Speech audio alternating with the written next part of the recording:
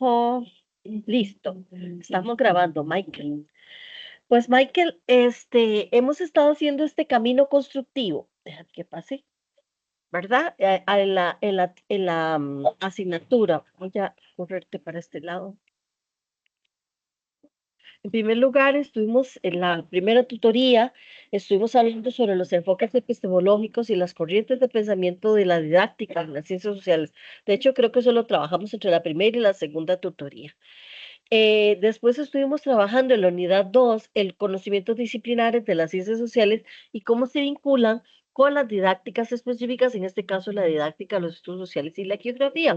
Y hoy vamos a hablar de un tema hermoso que va a ser tocado más adelante también en la asignatura 2261, que es una asignatura que también doy yo, que es el tema de la interdisciplinaridad y cómo se vincula esto con la didáctica de las ciencias sociales.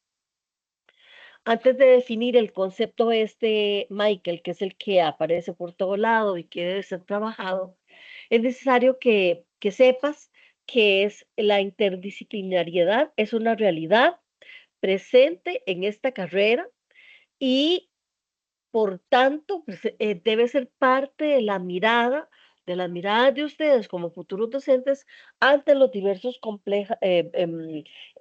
escenarios académicos y problemas académicos que se les presentan y eventualmente las complejidades que representan la praxis de los escenarios educativos a los que van a tener que enfrentarse.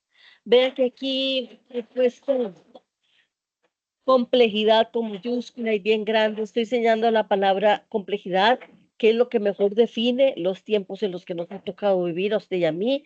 Pero el concepto complejidad no es un invento mío, sino del autor por excelencia que yo he nombrado muchísimas veces a lo largo de esta asignatura, en el material, en las tutorías. También lo voy a mencionar mucho si usted y yo nos encontramos en la teoría y la otra asignatura que es Introducción a las Ciencias Sociales, que es Edgar Morin. Edgar Morin nos habla, lo vemos allí, bueno, este es un dibujito de Edgar Morin, nos habla del del pensamiento complejo. Edgar Morin es filósofo, antropólogo, filósofo, es francés, y lo que busca su propuesta, o lo que pretende es ser un enfoque revolucionario que busca entender la realidad, pero la realidad de la humanidad social, biológica, toda en su totalidad, en lugar de dividirla en partes aisladas. ¿Por qué? Porque él argumenta que los sistemas, ya sean biológicos, físicos, sociales, no pueden ser completamente comprendidos a través de un análisis fragmentado. En cambio, estos sistemas son intrínsecamente complejos, de ahí es que él incorpora la palabra, y deben ser estudiados como un todo interconectado. ¿Qué te parece esta idea de Edgar Morin? Y sobre todo, Michael, yo quería preguntarte si crees que la realidad, toda la realidad biológica, física, social, personal, etcétera, puede ser estudiada como un todo. ¿Qué te parece? ¿Es fácil o es difícil?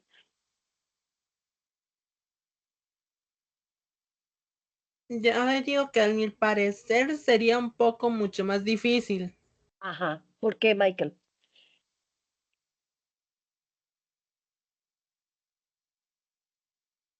¿Me escuchaste? ¿Por qué crees que sería más difícil? Por en la forma como uno vaya recogiendo la información de cada aspecto y Ajá. hacer un trabajo como para que no tenga enredo en cada aspecto y tener una definición total de cada uno. Totalmente, totalmente entendible lo que vos estás diciendo. Y fueron muchas de las críticas que le hacían a Edgar Morin. Pero lo que te pido es que vayamos a escuchar los argumentos que él tiene para dar respuesta a esta pregunta. Lo que primero que vamos a hacer es ver un pedacito de este video. Michael, si me permites, voy a cerrar aquí y vamos a ir a ver el videíto. No sé si hay alguien más de paso, si alguien más se unió en este ratito. ¿Hay alguien más por ahí o seguimos solo vos y yo? Hola, Parece profe. que... Ah, ¿quién me habló? Ah, sí. Y tengo una olla para de la casa, entonces. Ok. Genial, que dicha que ya somos tres. Estaba diciendo Michael que estaba muy triste. A Michael. Bueno, entonces vamos a ver este videito, 4 minutos, vamos a ver, donde hablan del pensamiento complejo de Gasborin. Bueno, yo ahí lo vemos muy viejito, él murió.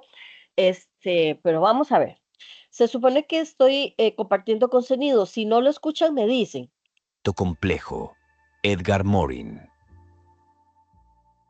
Edgar Morin es una de esas figuras que no pueden ser reducidas a una sola disciplina. Filósofo, sociólogo, epistemólogo, un hombre que ha dedicado su vida a cuestionar los límites del conocimiento y a desafiar la manera en que entendemos la realidad. Y si hay algo que define su legado, es su concepto de pensamiento complejo. Pero, ¿qué significa realmente esto? La palabra complejo no se refiere aquí a lo complicado o lo difícil, sino a una forma de pensar que rompe con la simplificación extrema, la fragmentación del conocimiento y la tendencia a reducir la realidad a categorías rígidas. Para entender la propuesta de Morin, primero hay que identificar el problema que intenta solucionar. Según él, la modernidad ha estado dominada por un tipo de pensamiento simplificador y reduccionista, que fragmenta la realidad en partes aisladas y pretende explicarlas con modelos lineales y deterministas. Este tipo de pensamiento ha sido promovido por varias tradiciones filosóficas y científicas. El positivismo de Auguste Comte, que buscaba reducir el conocimiento a leyes generales universales. El mecanicismo de Descartes y Newton, que concebía el mundo como una máquina predecible y controlable. El reduccionismo disciplinar, que separa las ciencias en compartimentos estancos sin conexión entre sí. El problema con esta visión es que ignora la complejidad inherente de la realidad. No todo puede explicarse con una sola disciplina o con una fórmula matemática. La vida, la sociedad, la mente humana y la historia están entrelazadas en redes dinámicas, llenas de incertidumbre y contradicciones. Morin argumenta que, si seguimos reduciendo el conocimiento a modelos simplistas, estamos condenados a cometer errores graves en nuestra comprensión del mundo, y lo que es peor, en nuestras decisiones políticas, económicas y sociales. Morin propone un enfoque radicalmente diferente, el pensamiento complejo. Este se basa en varios principios fundamentales que desafían las estructuras del pensamiento tradicional. La realidad no está compuesta de elementos aislados, sino de sistemas interconectados. Cada fenómeno debe entenderse en su contexto y en relación con otros sistemas. Un organismo no es solo la suma de sus órganos. Una sociedad no es solo la suma de sus individuos. En un holograma, cada parte contiene la imagen del todo. Del mismo modo, en los sistemas complejos, cada elemento lleva consigo la huella del sistema completo. Un solo individuo refleja los valores y contradicciones de su sociedad, así como una célula contiene la información genética del organismo entero. Los sistemas no funcionan de manera lineal, se retroalimentan y se transforman constantemente. Un ejemplo claro es la relación entre cultura y educación. La cultura forma a los individuos, pero a su vez, los individuos transforman la cultura. Voy a pararlo un momentito, ya casi lo paramos. De todos modos, no olviden esta idea porque esto tiene mucho que ver con el último tema el penúltimo tema que trata es de la unidad 3, que es la naturaleza, el conocimiento social. Vamos a hablar mucho más de eso cuando ustedes atraviesen, no sé, yo creo que no la han llevado, la asignatura que les estaba mencionando, Introducción a las Ciencias Sociales. ¿Qué es el conocimiento social? Pues es esta relación. Lo vamos a hablar al final, pero es esta cognición que hace una sociedad sobre sí misma. Por eso es que en este video se dice eso. La cultura forma a los individuos, pero sobre los individuos transforman a la cultura. Yo siempre pienso, cuando pienso en este tema, pienso en la culebra que se muerde la cola, ¿verdad? Eso es el conocimiento social. Hacemos sociedad, hacemos conocimiento social mientras al mismo tiempo investigamos a leer y vamos creando más conocimiento social. Voy a seguir hasta un poquitito, Tomás, y ya retomamos.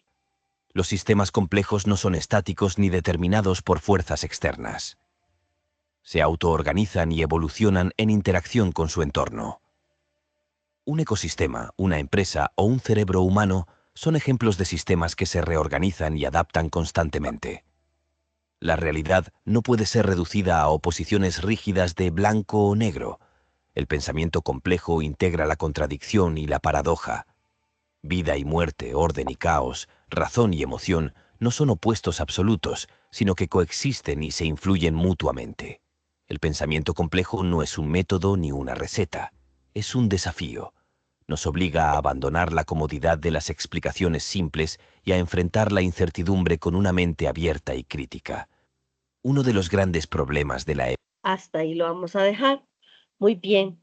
Mientras voy cerrando esto, Michael, que fue el que me dio respuesta. Ahora, ¿qué te parece? ¿Sientes que resuelve algo la pregunta que yo les hacía al inicio o seguís pensando igual? No, la verdad es que voy a volver a compartir. ¿Dónde?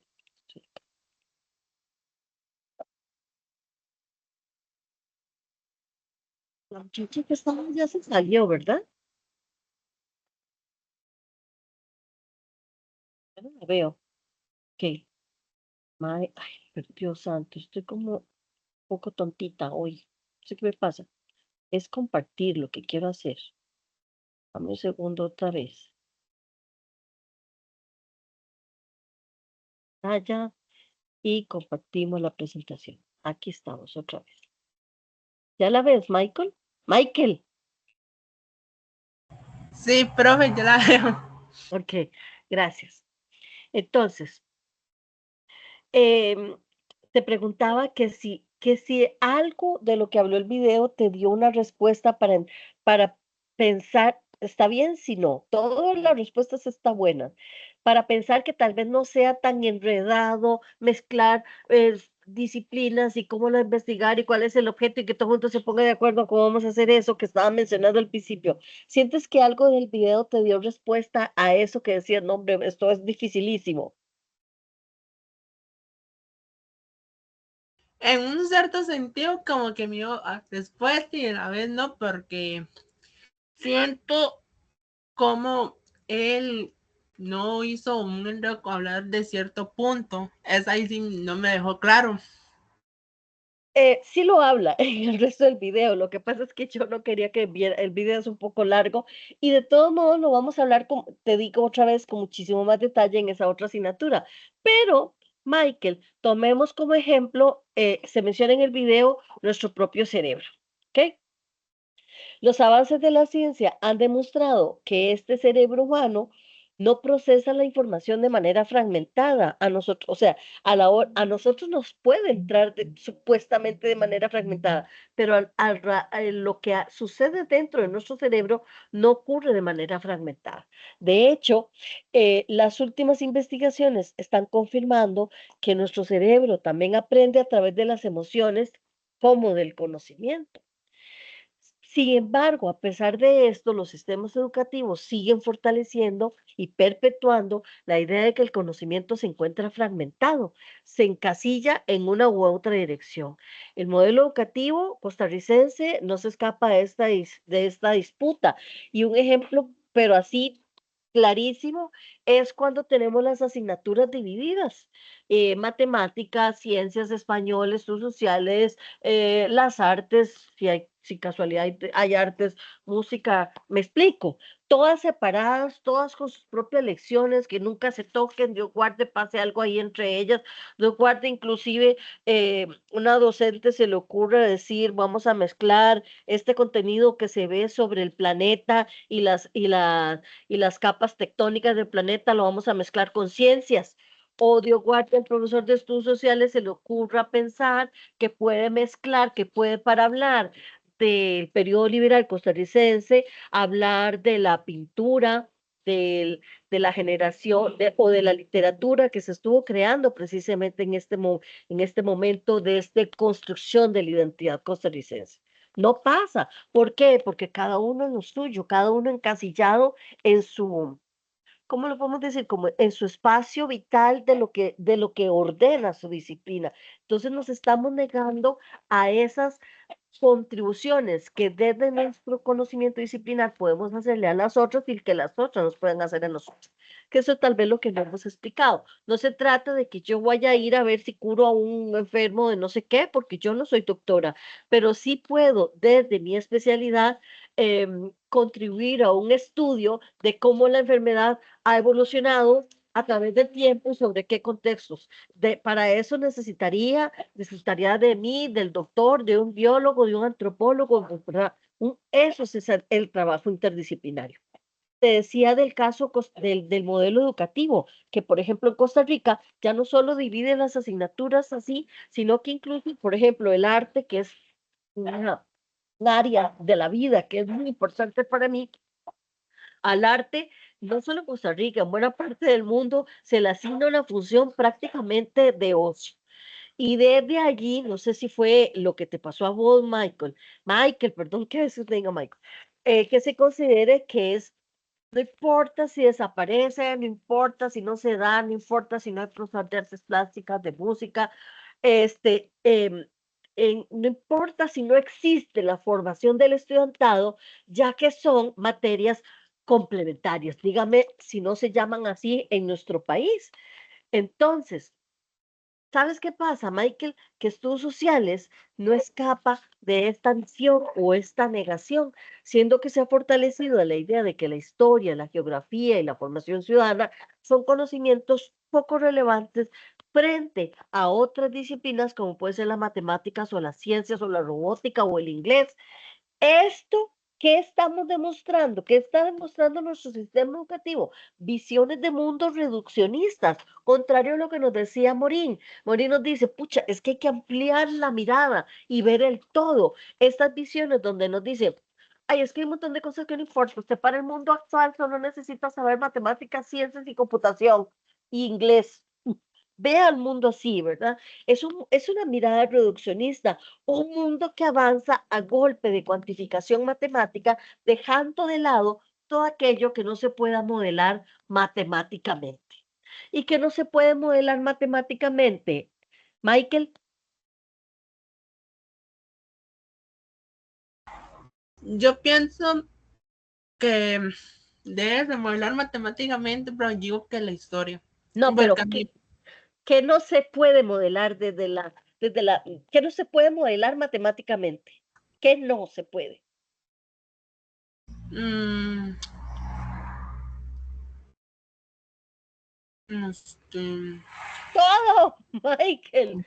El arte no se puede modelar matemáticamente, las emociones, los sentimientos, la ética, los valores, la formación ciudadana. Hay millones, o sea, me quedo corta con los ejemplos de todo lo que no se puede modelar. No todo avanza a golpe de cuantificación matemática. Vea, Michael, ¿sabes por qué te está costando? Porque estás metido en ese sistema. Sos fruto de un sistema reduccionista. Vivís en una sociedad donde todo está modelado matemáticamente, donde incluso usted, para ver si era buen o mal estudiante, le pusieron una calificación. ¿Cierto o no es cierto? Lo estamos haciendo aquí mismo en la UNED, vivimos bajo un modelo educativo, en las universidades también, donde asignamos puntos y notas, modelamos matemáticamente cuán bueno o no bueno es un estudiante y desde ahí determinamos em, em, decisiones para el resto de la vida de ustedes, etcétera. Ahí, de ahí para adelante. ¿Y sabes de dónde viene esto? Provienen de mucho, pero mucho tiempo atrás. Ay, esto era lo que les decía en los estudios sociales de este señor que yo he puesto ahí una caricatura, que es René Descartes, que en el siglo XVII, con el modelo cartesiano, buscó aplicar los principios matemáticos a todas las otras ciencias. Desde 4 reglas en ese momento. Él pensó que primero la evidencia, el análisis, la síntesis y la comprobación. Lo menciona en el video, más adelante incluso Augusto Comte, 2 siglos más adelante, llega y dice prácticamente lo mismo y dice, si yo hago esto, inventé la ciencia social y le llamó la física social.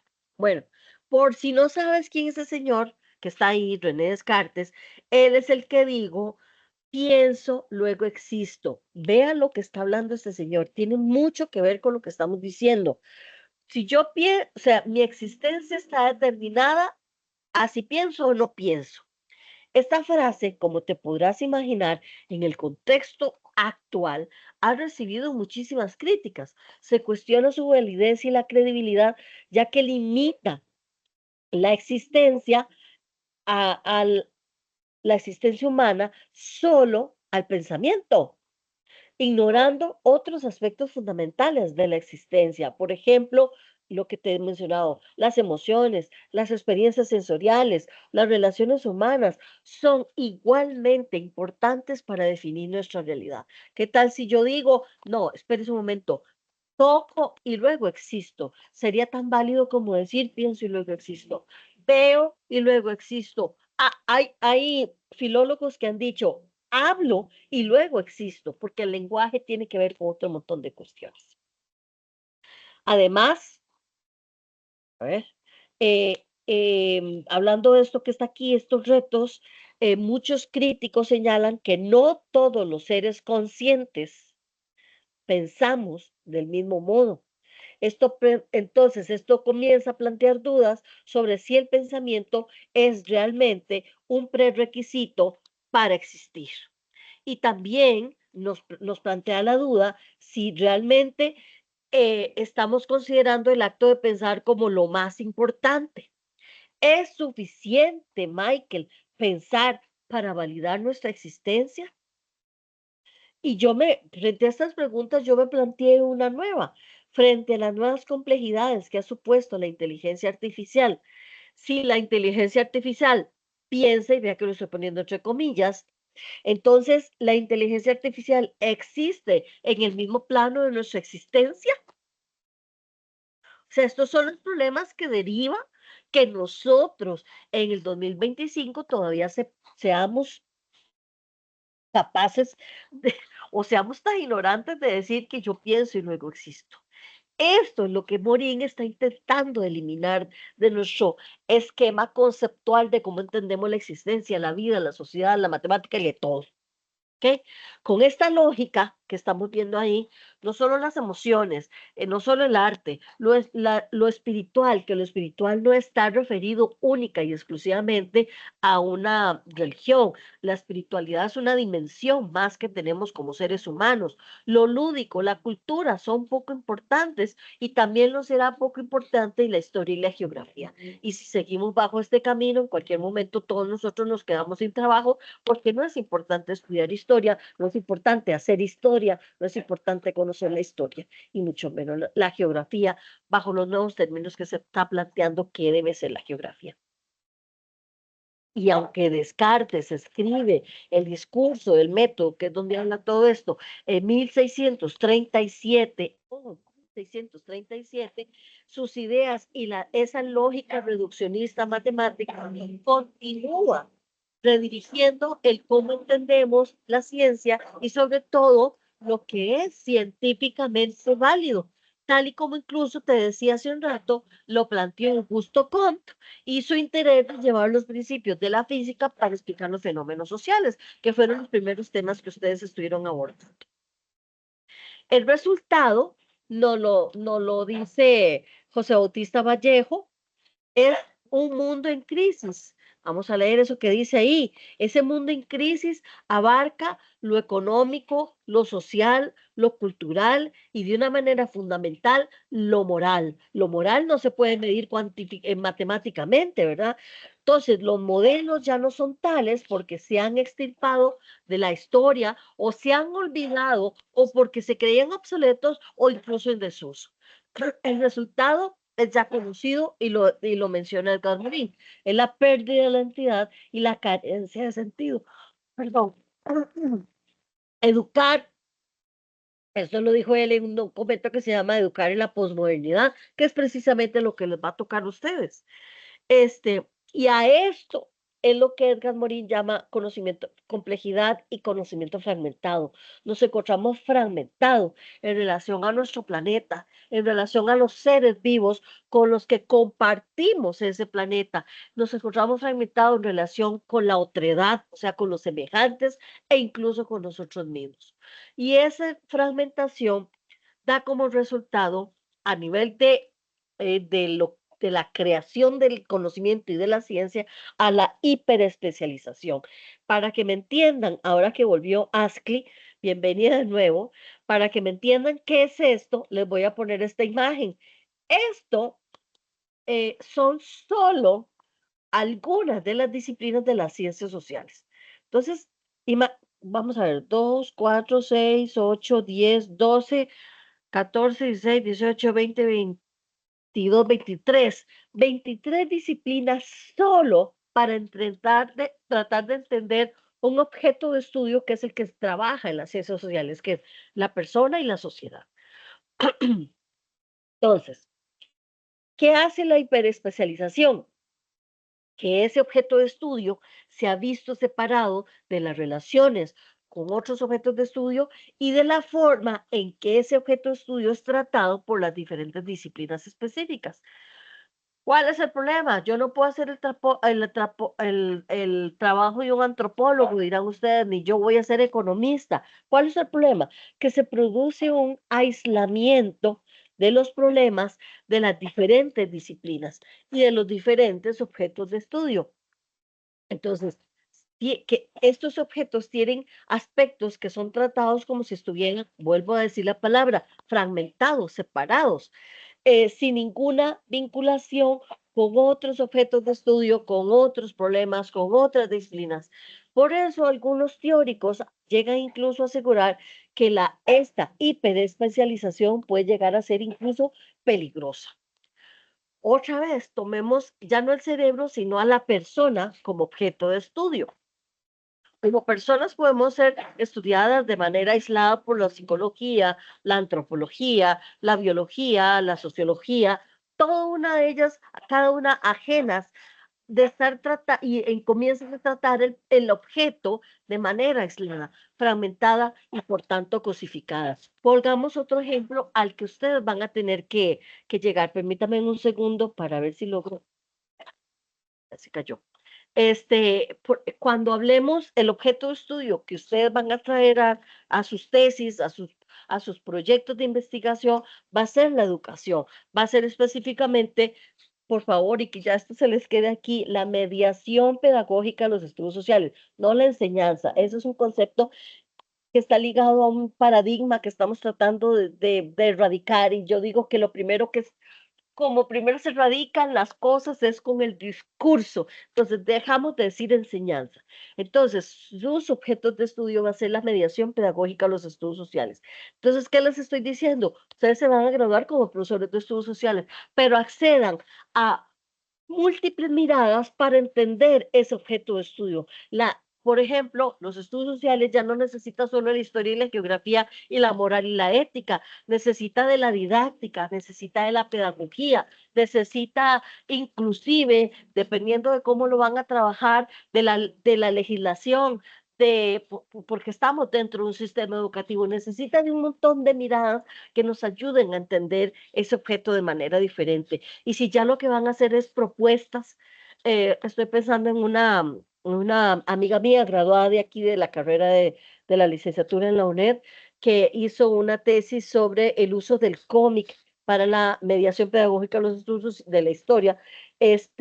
Ya hice incluso, ella necesitaba nuevas miradas desde las redes sociales, desde la semántica, desde la semiótica, o sea, hay muchas cosas, bueno, desde las artes gráficas también, muchas miradas que pueden enriquecer nuestros objetos de estudio. Lo que les digo es que ustedes sí se gradúen en una disciplina, pero eso no les, lo que les digo yo no, lo que dice Edgar Morin, lo que dice lo que es la interdisciplinariedad, es que debemos trabajar los objetos de estudio desde múltiples miradas.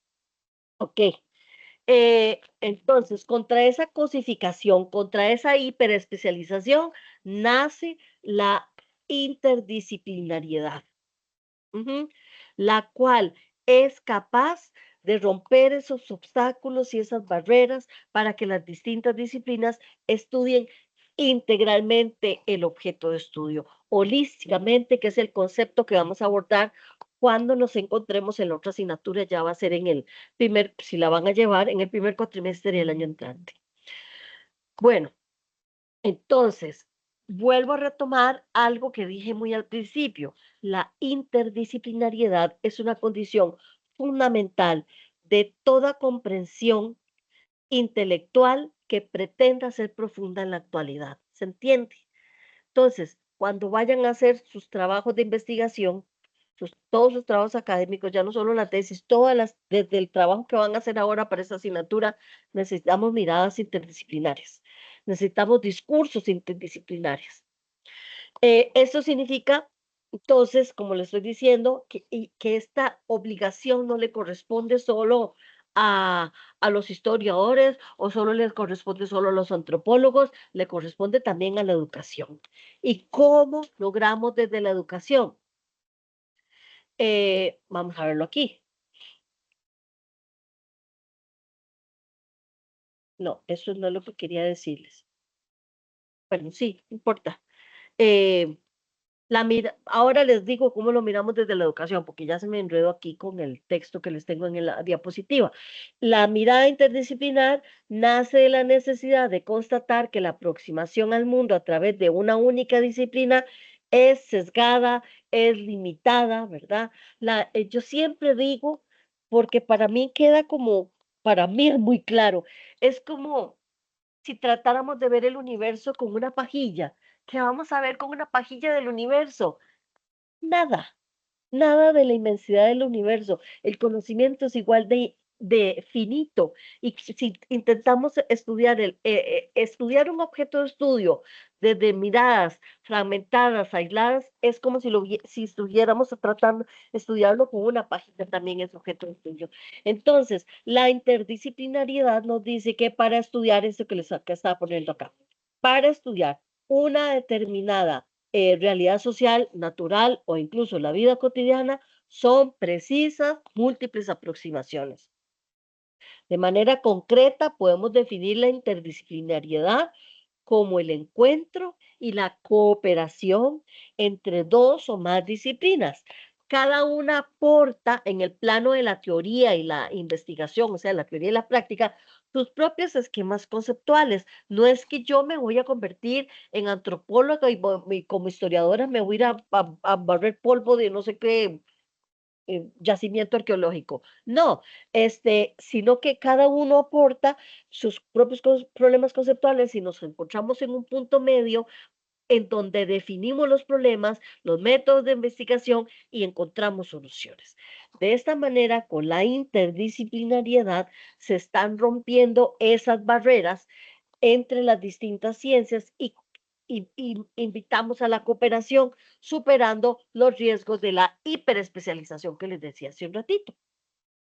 En el contexto actual, entonces les decía que nos revela un mundo de progresiva complejidad, como para hacer un resumen, de las que están generando impactos desastrosos sobre el planeta, sobre todas las formas de vida que habitamos en el planeta, porque a veces se nos olvida que no somos los únicos que habitamos en este planeta, ¿verdad? Está generando enfermedades, crisis económica, transformaciones radicales en la forma en que entendíamos incluso conceptos que antes entendíamos tan estáticos como podría ser la sexualidad o el género.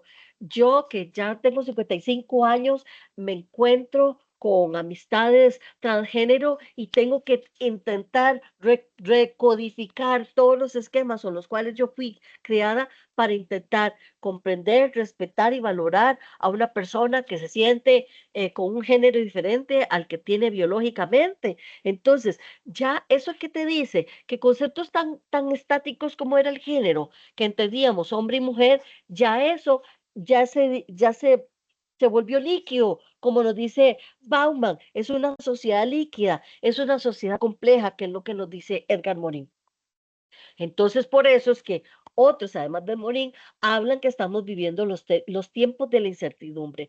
Frente a ese mundo de incertidumbre, de complejidades, aparece la interdisciplinariedad, no como una opción, no es que les estoy diciendo si les parece, es una necesidad, ya que en este mundo que estamos describiendo, la investigación científica ya no puede ser tratada de una única perspectiva, sino que deben ser analizadas por varias disciplinas, sean económicas, administrativas, sociales, culturales, educativas.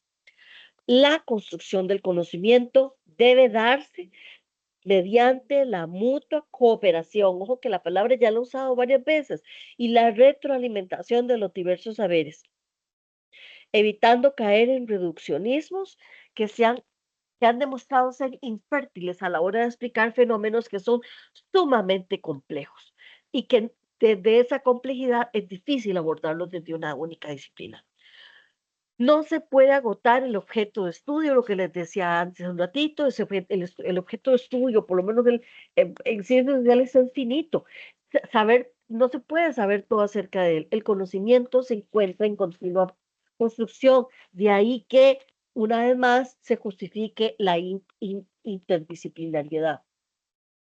Y este concepto, esta realidad, esta forma de cooperación no surge por azar o por casualidad o porque Edgar Morin un día tenía poco que pensar y dijo voy a inventarme un concepto, sino que responde a esas necesidades de buscar una forma de conocer que fuera mucho más amplia, mucho más integral y mucho más holística, que es el otro concepto que se utiliza.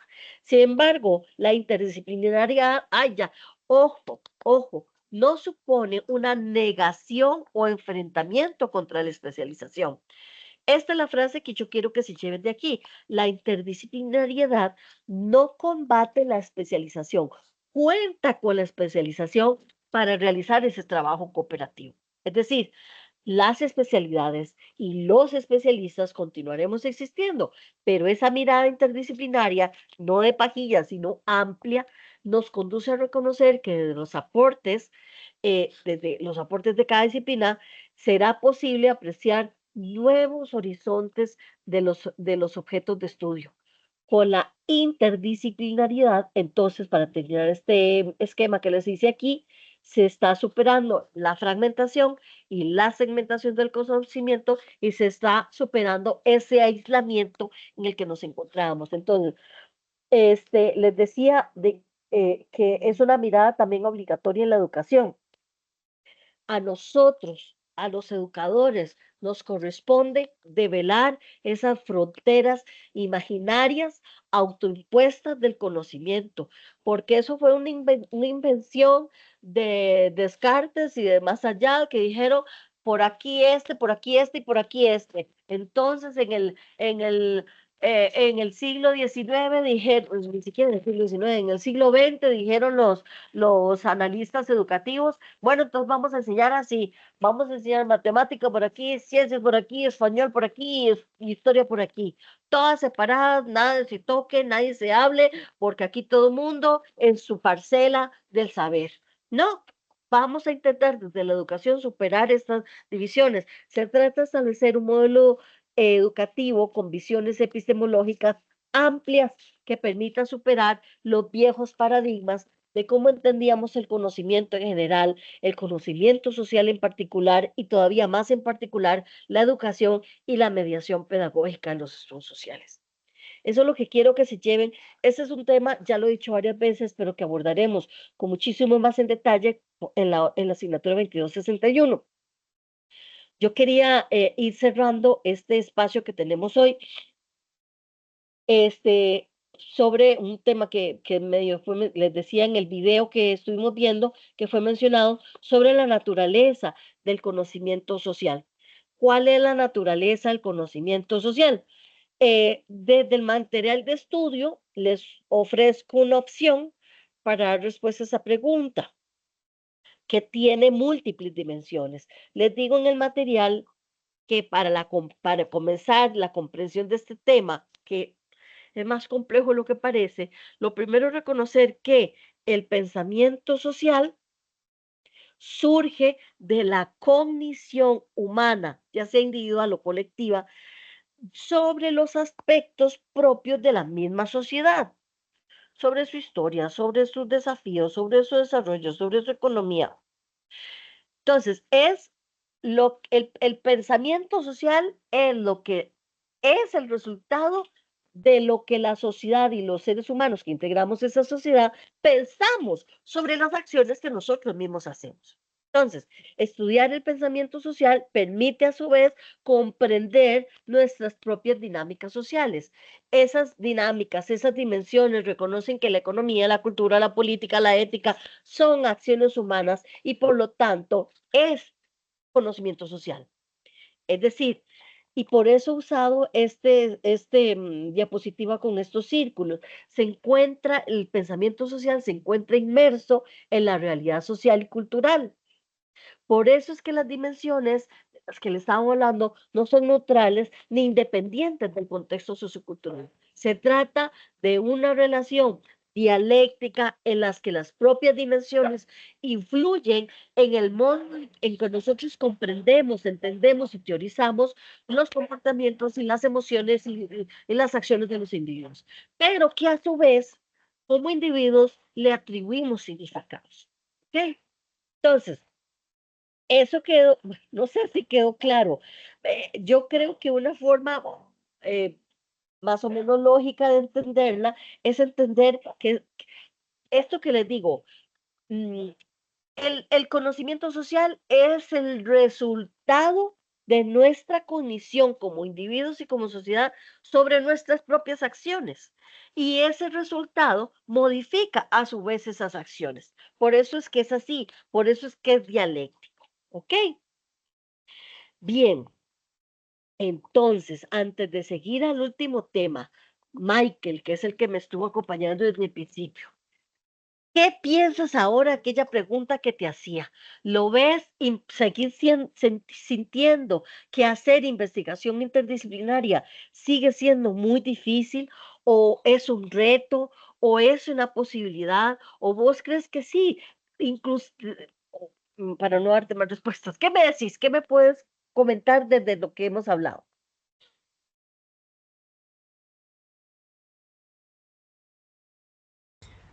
Pero yo todavía lo sigo viendo difícil y como un reto a la vez, pero que también se puede lograr.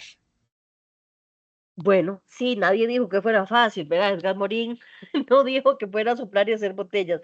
Inclusive Edgar Morin habla de un concepto más, todavía más complejo que interdisciplinariedad. La carrera y en general en el ámbito universitario seguimos hablando de este porque es el al que podemos acceder. Sí, ciertamente, Michael, a mí me parece que la palabra correcta que podríamos utilizar es un reto. Es un reto. Yo les voy a comentar una experiencia que tuve. Yo por mucho tiempo estuve dirigiendo tesis, y una estudiante mía quería, conocer sobre los valores, cómo se trabajaban los valores, bla, bla, bla. Bueno, el asunto es que como era un tema tan subjetivo, como pueden ser los valores, lo ético y lo moral, y cómo se trabaja en un aula de primaria, en aquel momento pensamos en un instrumento, en un tipo de instrumento muy particular. Bueno, yo les voy a contar que en ese momento, eso fue hace como 5 años, nos rechazaron el uso del instrumento, porque una persona nos decía, ustedes no son psicólogas, no pueden aplicar ese instrumento. Entonces, bueno, cuando ustedes lleguen a la tesis, se van a dar cuenta que en estos casos mejor es modificar y seguir para adelante porque si no, nunca se gradúan. Pero yo me quedé pensando, qué triste esta persona que me rechaza un simple instrumento porque yo no soy psicóloga, porque la estudiante no es psicóloga. Esas son las miradas reduccionistas. Usted no puede acceder a hacerles una entrevista de otra manera a unos estudiantes porque usted no es psicóloga. No transgreda las barreras de mi parcela del conocimiento. Sentí que eso es lo que me estaba diciendo esa persona. Usted ahí y yo aquí. Usted limítese a ir a observar y vaya como maestra. Sentí que eso le estaba diciendo al estudiante. Entonces, ¿qué les quiero decir?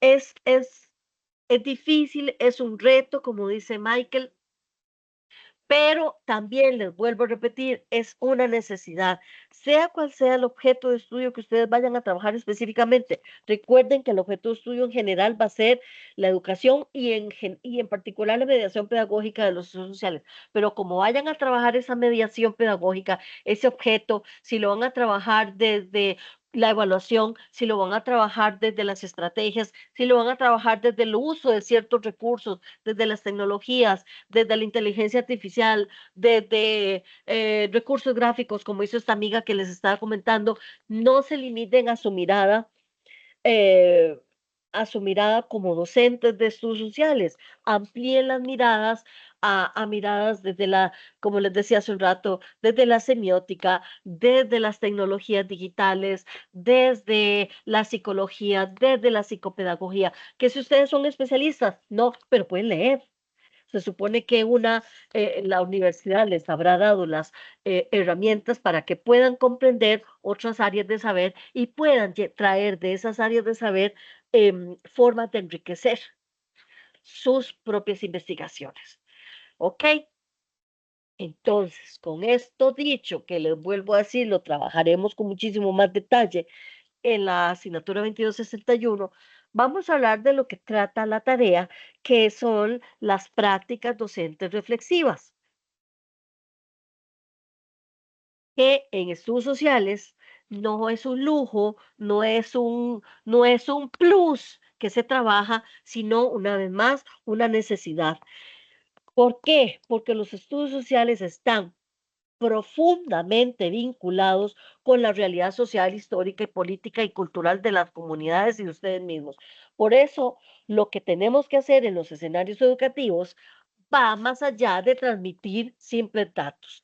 Requiere conciencia, sensibilidad y pensamiento crítico. Un poco lo que nos hablaba em, el, el grupo Gredix y sobre todo Peter Seixas, de la conciencia histórica, una conciencia crítica. Y ahí entran, que ustedes no lo puedan creer, entran las prácticas docentes reflexivas. Ahora, antes de comenzar a explicarles yo quería hacerles unas preguntas. Ahorita que ya tenemos a Askli y también a Alejandra, bienvenida Alejandra. No sé si hay alguien más, creo que no. ¿Por qué creen que es fundamental reflexionar sobre nuestra propia práctica docente?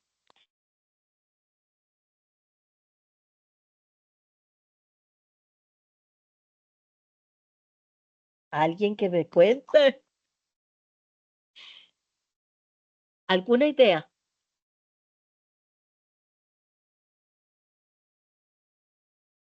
Askli, ¿estás ahí? Sí, pero aquí estoy, nada más que tengo aquí para una máquina de construcción, pero aquí No te estoy. preocupes. ¿Alguna idea? ¿Por qué crees que es importante reflexionar sobre lo que hacemos en los escenarios educativos? Y bueno, supongo que así una idea vaga, dijo, por decirlo así, Sí, no te de lo preocupes. que nosotros y si sepamos es lo que vamos a implementar. Deberíamos estar conscientes de lo que vamos a enseñar, ¿no? Muy bien. De lo que vamos a mediar pedagógicamente, Ashley, no enseñar. Sí, sí, está bien, está muy bien lo que acabas de decir. Alejandra, ¿alguna idea vos? ¿Estás ahí, Alejandra? Hola, profe, sí, no, Hola. estoy tratando de entenderle, porque vieras cómo me costó entrar, tuve que actualizar muchas cosas, entonces estoy como que tratando de entender un poco. ¿Por qué crees? Pero esta es una pregunta facilita, Alejandra. ¿Por qué crees que es necesario? Ya hablamos todo la interdisciplinaridad, lo que es el conocimiento social, punto y aparte.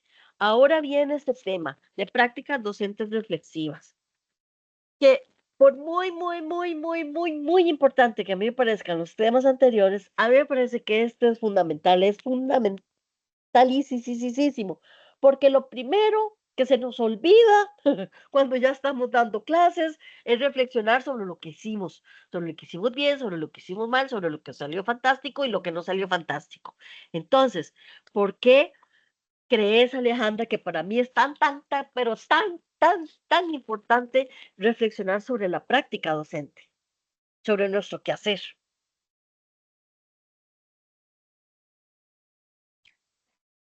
Profe, yo diría que, Cualquier idea, ay, no, tranquila. No se ponga nerviosa, usted va a ser profesora de estudios sociales.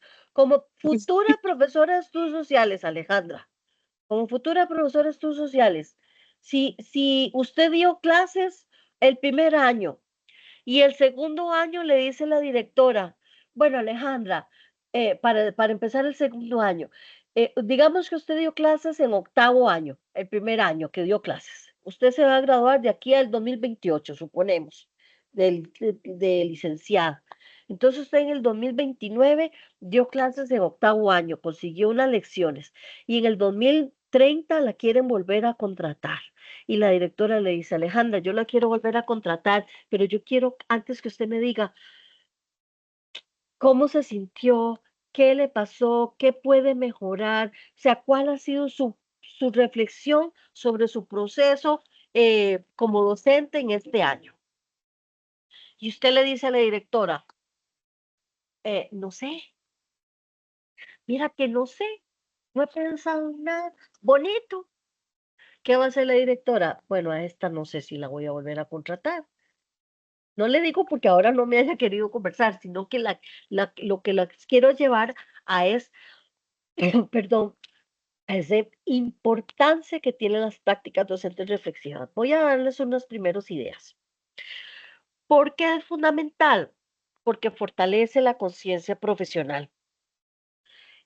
¿Qué es lo primero que les estaba diciendo? Reflexionar sobre el cómo, el por qué, el para qué se media pedagógicamente y cómo se media cada uno de los temas que tenemos que abordar, nos permite a nosotros como docentes identificar nuestras fortalezas, nuestras debilidades y nuestras áreas de mejora. Y no crean que le va a pasar a ustedes solo el primer año, me pasa a mí, que ya estoy a punto de pensionarme, todos los años voy a algún taller, alguna frase que escucho, alguna evaluación que leo de algún estudiante que yo me quedo pensando, pucha, si yo hice eso, lo hubiera hecho mejor. O en futuras ocasiones lo voy a hacer de esta manera que está sugiriendo esta persona en este taller que acabo de ir. Esas son prácticas docentes reflexivas. No quiero decirles que soy la más reflexiva de todas las docentes, pero sí tengo muy claro. Ay, permítame un segundo, te voy a apagar el micrófono.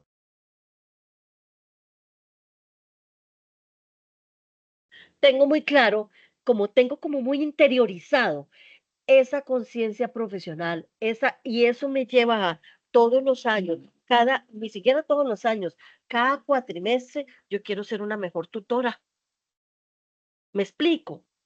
Y yo comencé bastante atropellada cuando comencé a dar clases. Yo me acuerdo que cuando comencé a dar clases en colegio, yo llegué, yo soy muy bajita, mido como 1,50 m. Y llegué a dar clases en quinto año, fue lo primero que me dieron, así, toda ingrata, yo recién graduada de la universidad, yo iba con mucho miedo, por supuesto, iba apenas con 24 años y me iba a enfrentar a muchachos de 17, 18 años que estaban muy a la par de mi edad. Entonces, yo en aquel momento decidí que yo iba a ser una docente súper estricta y súper así, y que no me dijeran profe, que si a mí no me decían profesora, yo me iba a enojar, y los exámenes eran los más duros de la vida, y bueno, una cosa así. Y con los años yo ya reflexionar sobre esa actitud que yo tomé al inicio, por, bueno, un poco un asunto psicológico, yo intentaba defenderme, no sabía cómo hacerlo, yo no llegué como graduada en docencia, que después de la enseñanza de los estudios sociales, que es como se llamaba en ese momento, yo llegué como historiadora, que fue la primera carrera que yo saqué, entonces yo llegué muy perdida y tal vez por eso se debe mi actitud, pero a lo que yo voy con todo esto es que yo con los años reflexioné, yo, pues sí, los estudiantes me respetaban o me tenían miedo, tal vez, más que respetarme. Y yo llegué a reflexionar en eso. Yo quiero ganarme el respeto de mis estudiantes por miedo o porque soy una buena profesora o porque soy una profesora de esas intransigentes que no permite nada. Por supuesto que llegué a la primera conclusión. Yo quiero ser una buena profesora. ¿Qué puedo mejorar para que los estudiantes no me peguen brincos y se suban sobre los pupitres? Porque prácticamente me igualan en edad y yo soy una muchachilla, y pero que al mismo tiempo yo pueda ser lo suficientemente flexible para que los procesos sean más relajados y más interesantes y más amenos y más un montón de cosas. A eso es a lo que me refiero con fortalece la conciencia profesional. Nos identifica nuestras fortalezas y nuestras debilidades y todas las áreas de mejora que vamos a tener por el resto de nuestras vidas, por el resto de los 30 años que a ustedes les toque dar clases. ¿Ok? ¿Qué más? ¿Por qué necesitamos hacer ay, vean, cada vez que estoy con ustedes me agarro esta cosa en la garganta. Voy a tomar agüita. Prácticas docentes reflexivas, porque genera sentido pedagógico. Vean, no basta, esto sí lo he tenido yo claro, y perdón que sea autorreferencial, pero no sé si alguno de ustedes está dando clases. Bueno, entonces, no basta con aplicar las estrategias didácticas más maravillosas que leyeron en algún folleto que les llegó, en un post de no sé dónde.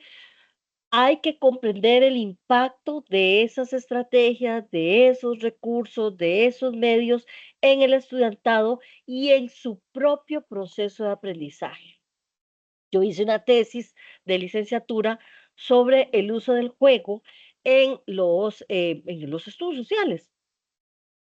Y yo al final, yo decía, tenemos que jugar en las clases. Yo no sé ni cómo llegué a esa tesis si yo venía de ser esa profesora intransigente. Bueno, porque hice todo ese proceso reflexivo. Yo al final terminé entendiendo que no era de esa forma y me fui permitiéndome ser yo misma en mis clases de estudios sociales cuando daba clases en el colegio.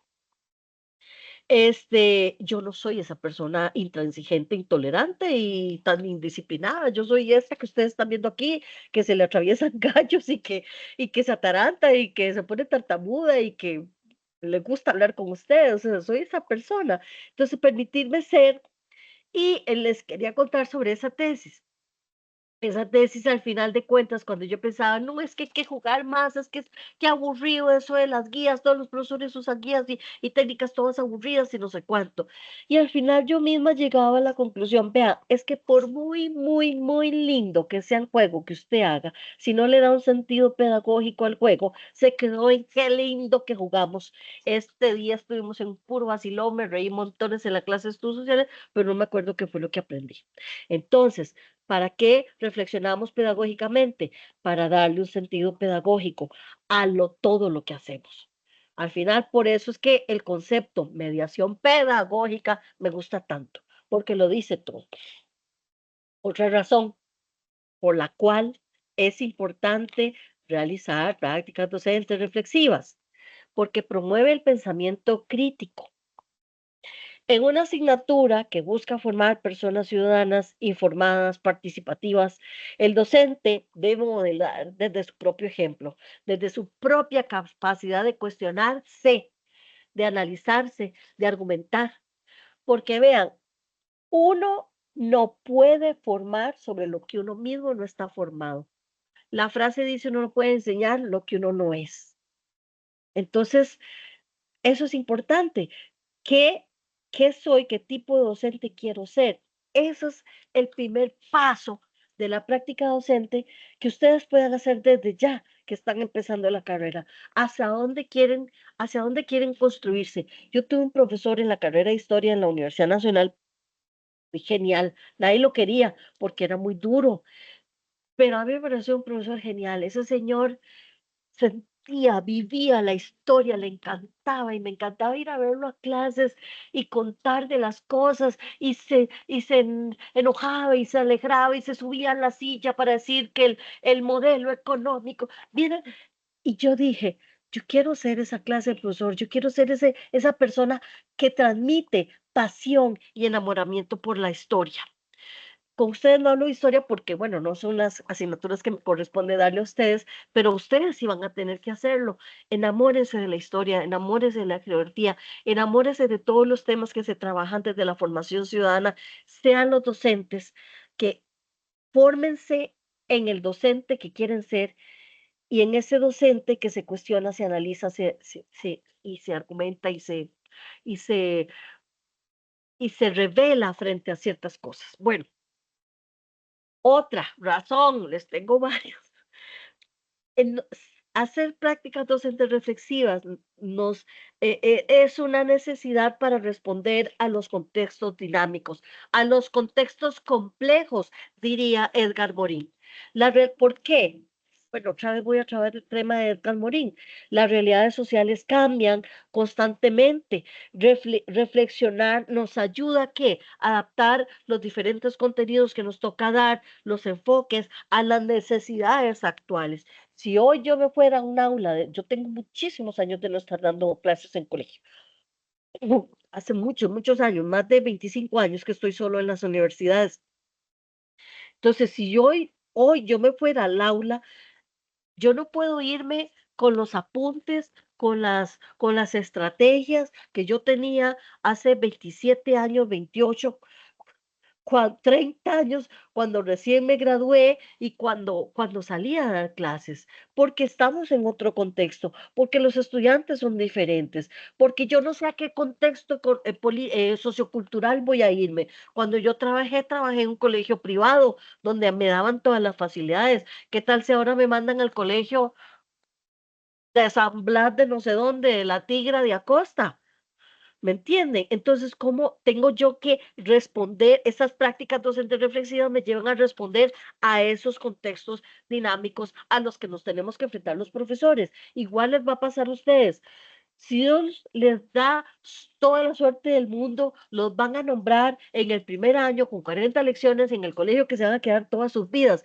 Pero si se atraviesan lo que atravesamos la gran mayoría, van a estar un tiempo en un colegio, otro tiempo en otro colegio, o en este colegio te van a dar 10, en este otro colegio te van a dar 15, y en la noche de paso tal vez tengas que repasar algo. Eso nos pasa a los profesores de estudios sociales. Y en todos usted no puede llevar la misma actividad aquí, aquí y aquí, porque son contextos dinámicos, contextos diferentes de una realidad compleja. Ok, y como última razón, se las pongo por aparte porque me parece súper importante. Fomenta un compromiso ético sobre todas las cosas, sobre todas las cosas. Asuman un compromiso ético profesional. Ustedes tienen que llevar esa asignatura también. Ética profesional docente. Un docente reflexivo se pregunta constantemente sobre la equidad, sobre la justicia, sobre la inclusión en el aula y en la comunidad en la que está la institución educativa, que muchas veces nos la pasamos por alto, pero nosotros como docentes tenemos que también dar respuesta a las necesidades de ese contexto sociocultural.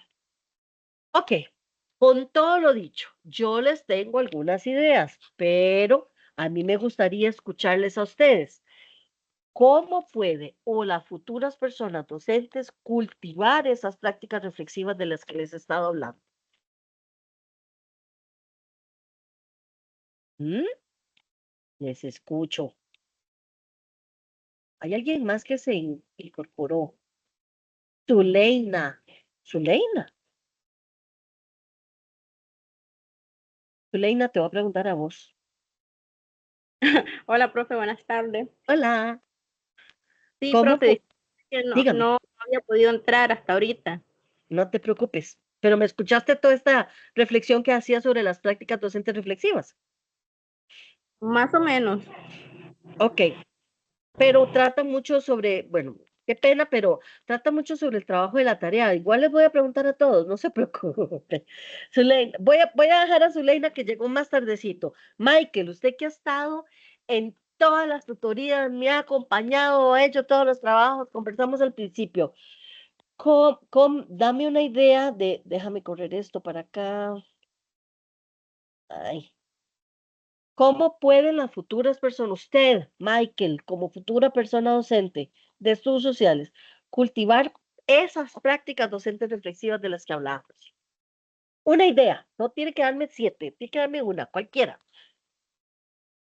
¿Qué podrías hacer para asegurarte que estás haciendo, tal vez hacer la pregunta, que estás haciendo reflexión sobre tu práctica docente?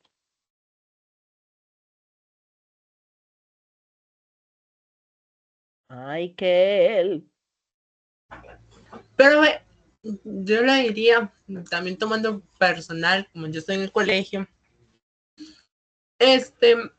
yo le pondría como más atención a los estudiantes y dejaría a los estudiantes tener más libertad para que ellos expresen sus propias ideas y si a ellos les falta, yo complementarle y guiarles durante el periodo. Eso está muy bonito, Michael. Yo lo felicito por eso. Pero eso no refiere a prácticas docentes reflexivas.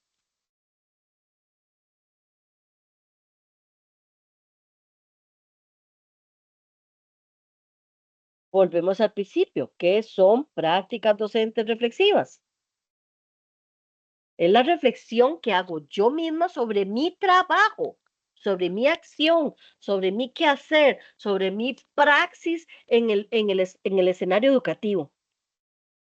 Vamos a dejar a Michael un momentito en paz. Ashley. La profe, Hola. profe, bueno, con lo que había dicho ahorita, lo que lo escuchaba ahorita, de, como dice usted, reflexionar, práctica docente reflexiva, es cuestionarse, replantear sobre lo que uno ha hecho, lo que ha vivido en la hora de en la educación, digamos, la mediación pedagógica. Sí. Todo bien, Ashley. Ahora, una idea concreta de cómo hacer esa reflexión, de cómo hacer ese cuestionamiento, algo que se concreto, que toque, que haga, que yo diga, sí, de esta manera hago reflexión. ¿De qué manera hacemos reflexión? Profe, Dígame, Zuleina.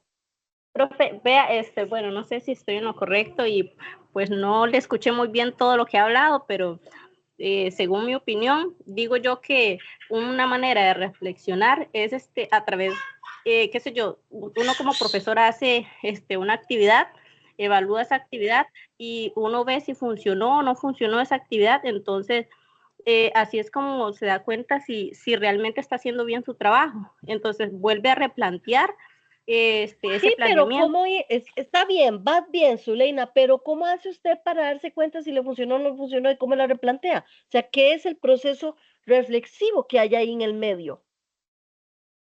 ¿Cómo me doy cuenta si funcionó o no Sí, funcionó? A través de, digamos, ¿cómo le explico? no tome en Sí, cuenta las calificaciones obtenidas, porque eso es resultado del estudiantado. por ejemplo, si yo como profesor, Sí, me estoy dando cuenta si lo que yo estoy haciendo está bien o está mal, ¿cómo le explico? Si vemos que el estudiante va avanzando, no necesariamente como usted dice, calificando, evaluando, exámenes y eso, tal vez en clase, preguntas al azar, ver si el estudiante tiene conocimientos. bueno, ya viste una idea concreta, preguntarle al estudiantado. Esas preguntas pueden ser mediante un instrumento, mediante un focus group. ¿Saben qué es un grupo focal? Es una técnica de investigación en que se hace, digamos, como una entrevista, pero en grupo. Eso pueden usarlo más adelante. Zuleina, ya arrancaste para donde quiero que vayan y de lo que se trata la tarea. Ojo, Alejandra, ¿alguna idea? Profe, yo diría que tratar de socializar entre ellos, ¿verdad? Como de convivir, tratar de ¿Quiénes son ellos? incentivar, o sea, los estudiantados, porque hay muchas veces que como profesores, como profesores, bueno, yo fui estudiante y yo a veces siempre fui muy apartada. Ok. Eso de que prefiero trabajar sola porque tal vez no me sentía como que en libertad de trabajar con alguien así en grupos. Entonces yo siento como que tratar de incentivar a los estudiantes poder trabajar en grupo, poder Sí, pero es dialogar que entre ellos y dialogar sí, pero es que no, te estás yendo al otro lado, que es lo que decía Michael. ¿Qué es lo bueno? Ustedes están hablando de qué es lo bueno que yo puedo hacer para el estudiantado. Y la idea está muy bonita, Alejandra, pero yo les estoy diciendo, ¿qué es lo bueno que yo puedo traer aquí para mi reflexión sobre el tipo docente que quiero ser?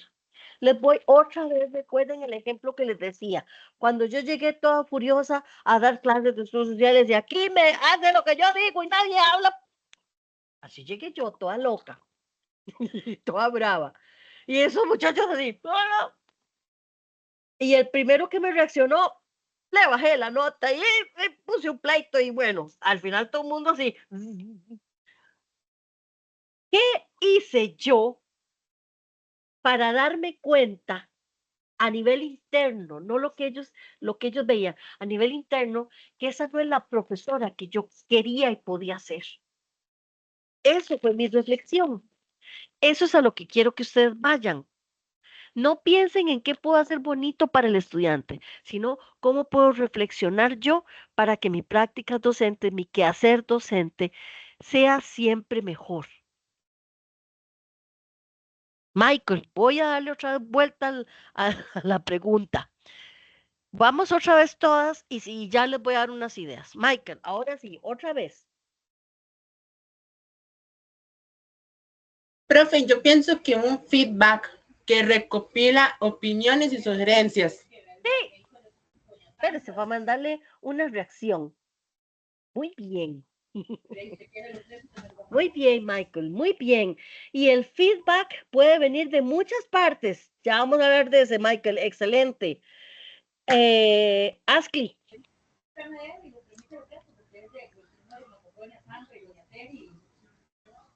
Ashley, Dime, la pregunta que acabo de hacer.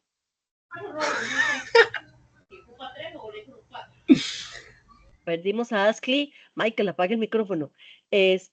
Alejandra.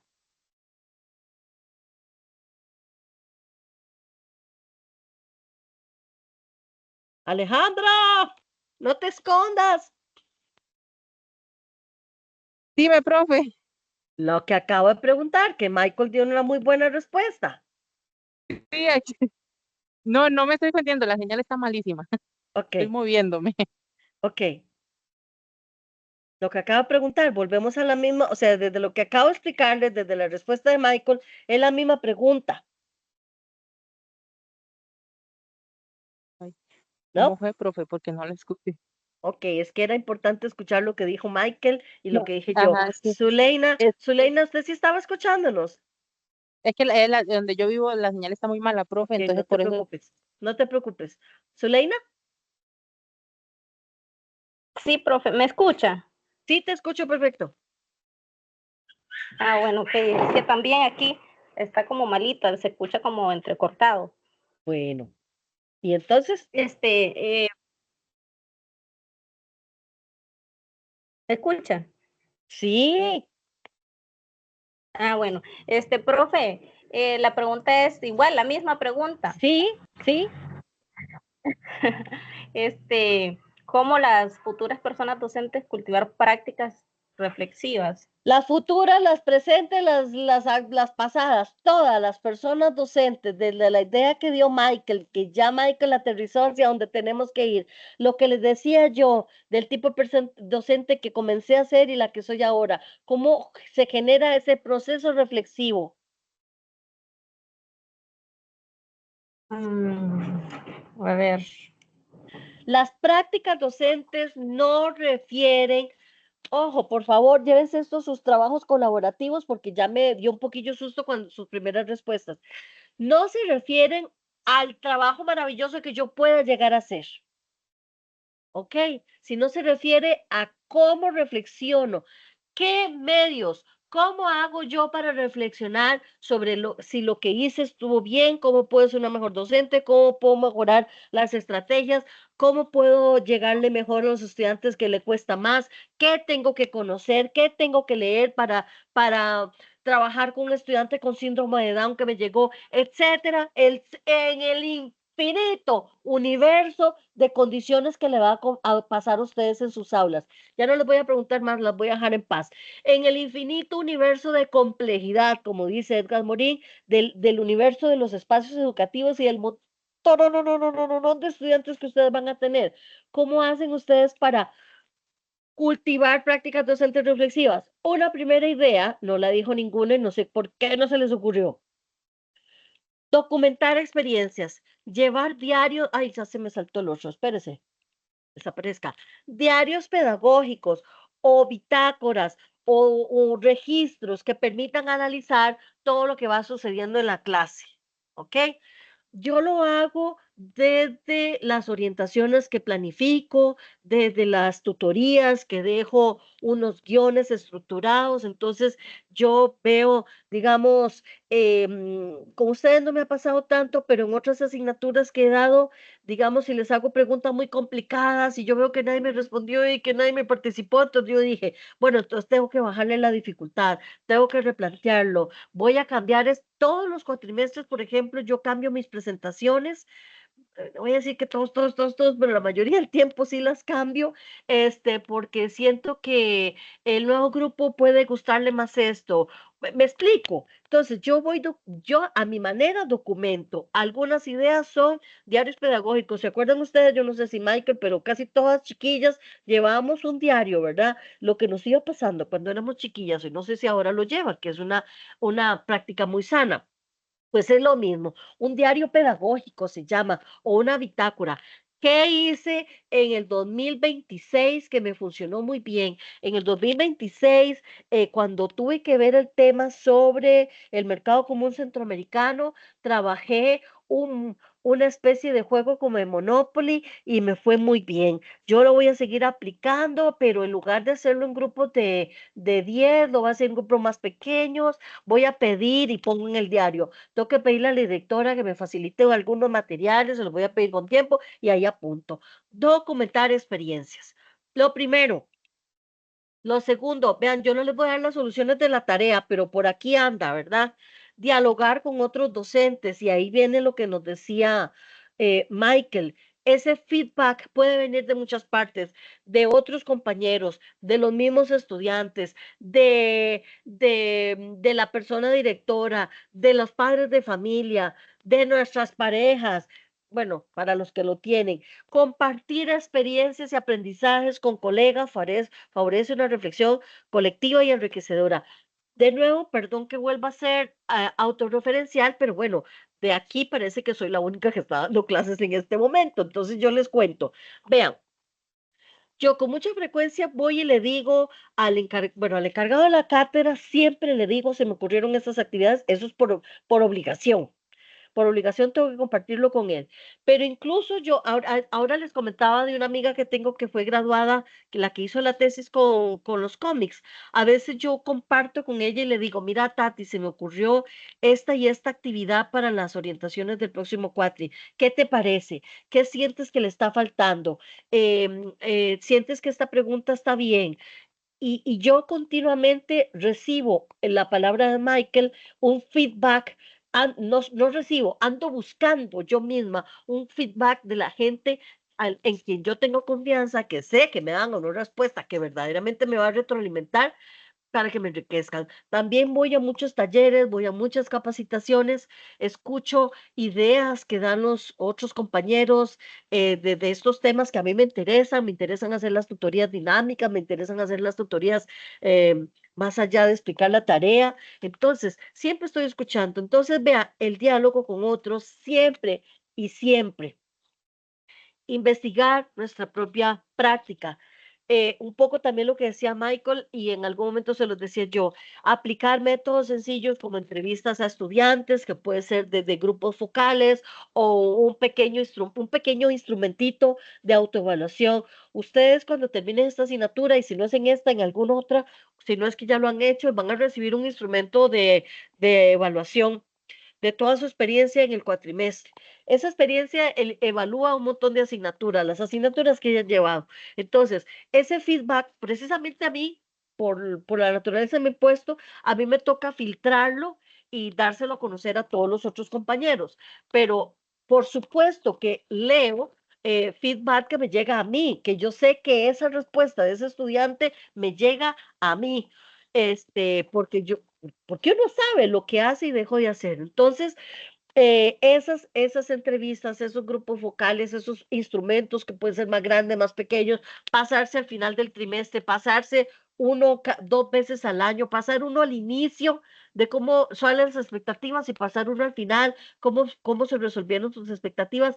Hay miles de alternativas que pueden hacer para investigar sobre su propia práctica. Se trata de que el instrumento, lo que se vaya a usar, averigüe sobre cómo sintieron las estrategias, cómo sintieron el uso del lenguaje del profesor, cómo sintieron, vean, cosas hasta cómo se viste el profesor, llegó tarde, llegó temprano a las lecciones, tenía las aulas ordenadas, llegaba con los materiales listos, llegaba a improvisar, llegaba a leer, llegaba con puras guías y los ponía a trabajar todos y se ponía a hacer otras cosas, etcétera, etcétera. Y buscar retroalimentación, escuchar a los estudiantes, eh, escuchar a otros, escuchar a las familias, escuchar a la persona directora, sobre todo las que son, eh, que tienen inteligencia emocional, que a veces cuesta encontrarlos, pero bueno, abre valiosas ventanas para repensar las estrategias, los medios, los recursos, la persona que soy. ¿Ok? Vean, para terminar este tema, una práctica reflexiva convierte nuestra mediación pedagógica en un proceso de construcción constante, donde ustedes como futuros docentes no solo van a estar educando, sino que también se estarán educando a sí mismos para transformar sus propias realidades, las suyas, las de cómo ustedes se reconstruyen.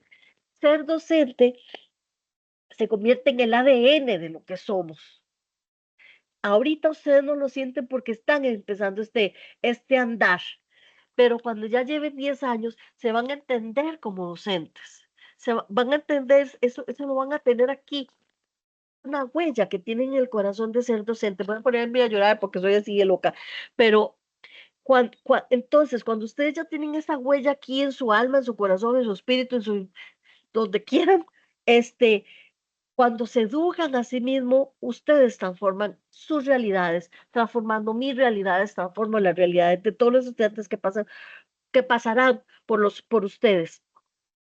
La práctica docente reflexiva es la clave para formar, para hacerse educadores críticos, comprometidos, reflexivos, que mejoran no solo sus propias prácticas, sino que conducen a una educación de calidad y equidad.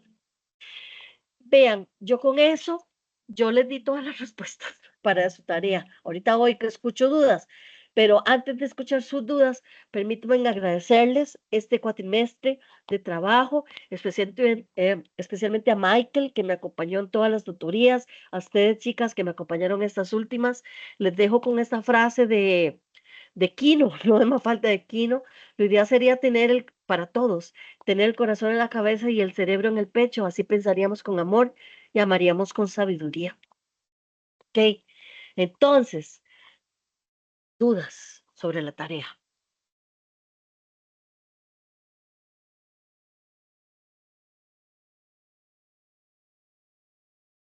Está muy fácil. Dígame, Michael. Sobre la tarea. Sí. Profe, yo vi que en la parte final sale un cuadro y ahí yo no sé si es que hay que llenarlo todos los participantes o solo uno. No, cada uno lo llena. El cuadro de coevaluación, cada uno lo llena y lo adjuntan. Ah, ok, muchas gracias, profe. Un gusto.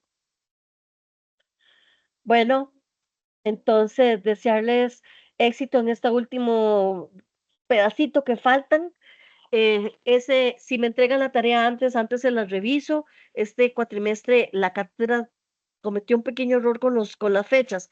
Entonces, estamos corriendo y si no, el mismo lunes 18 reviso todos los trabajos y dejo y subo las notas al sistema parcial de notas para que estén atentos. Si lo tienen antes, yo se los reviso antes.